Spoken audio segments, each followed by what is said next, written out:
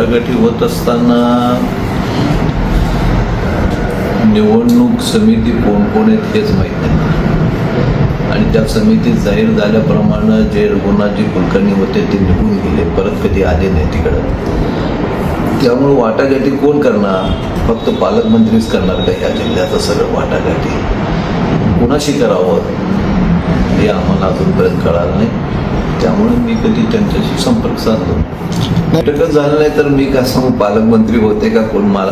मी तर बैठक कुठल्या नव्हतं, आमच्या आईची तब्येत ठीक नव्हतं, पण पालकमंत्री असं म्हणले नाही 3 आमदारामध्ये मी का हस्तक्षेप करत नाही. पूर्णपणे हस्तक्षेप पालकमंत्र्याचंच आहे आणि पालकमंत्री जे उमेदवार देतील ते निवडून आणण्याचं काम आमचं आहे. फक्त आता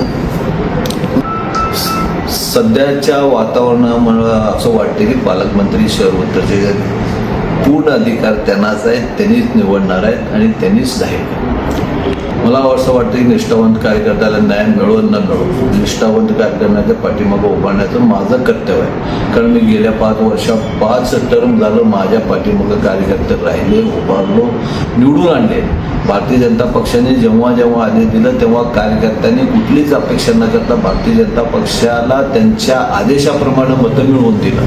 कुठल्याही निवडणूक असू द्या, लोकसभा असू द्या, विधानसभा असू द्या किंवा कुठलेही कामं असू द्या, भारतीय जनता पक्षात कार्यकर्ता शहर उच्चार कधीच मागं पडला नाही.